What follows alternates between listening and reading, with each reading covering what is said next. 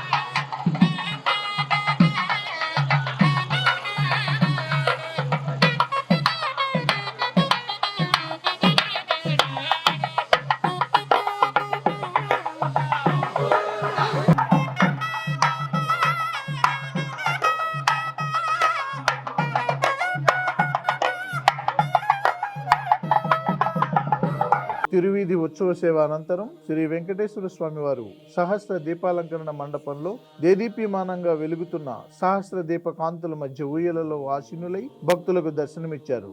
అర్చక స్వాములు వేద మంత్రోచ్చారణలతో శ్రీ స్వామివారిని అర్చించి కర్పూర మంగళహారతులు సమర్పించారు.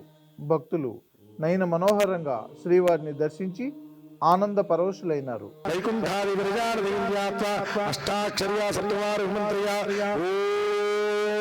శేషజనేషు పూజా ద్రవ్యాణి చప్రోక్షయే ఓం అపవిత్ర పవిత్రాక్షరాం సమర్పయామి నవరత్నకృత సింహాసనార్థమక్షరాం సమర్పయామి పాదారవిందయోః పాద్యం సమర్పయామి హస్తయోః అర్ఘ్యం సమర్పయామి ముఖే శుద్ధా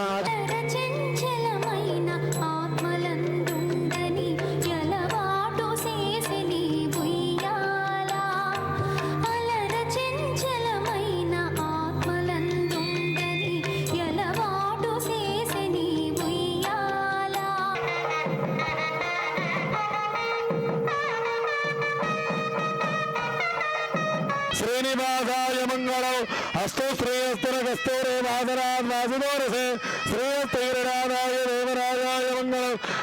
ఈరోజు స్వర్ణగిరి శ్రీ వెంకటేశ్వర స్వామి వారిని దర్శించుకున్న పలువురు ప్రముఖులు. జై శ్రీమన్నారాయణ.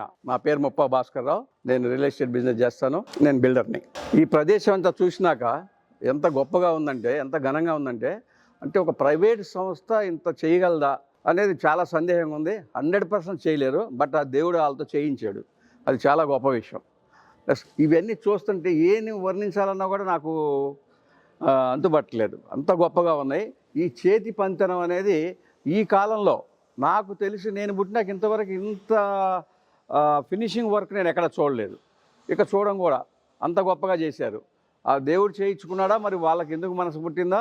ఇది నేను తిరిగిన ఇన్ని టెంపుల్లో కూడా ఇంత నీట్గా క్వాలిటీ వర్క్ ప్లస్ ఇన్ని టెంపుల్స్ ఆ మూర్తులు కానీ శిల్పకళలు కానీ లేకపోతే స్తంభాలు కానీ మామూలుగా లేవు. ఇవి వర్ణించడం కూడా అంత తేలిగ్గా లేదు. నాకు చాలా అటువంటి ఇష్టము. నేనే చాలా ఆశ్చర్యపోయాను చూసి. వైకుంఠపురము మరచి దిగి వచ్చితివో శ్రీ విష్ణుమూర్తి, ఇచట కొల్లువదీరవలనని నీ కోరిక తీర్చినాడు ఈ నరుడు నీకు నివాసమేర్పరచి మనుజులెవ్వరు ఊహించని రీతిలో ఆ దైవేచ్ఛ కలిగి నీవిచ్చిన వరమే ఇది మహానుభావ నీకు వందనం.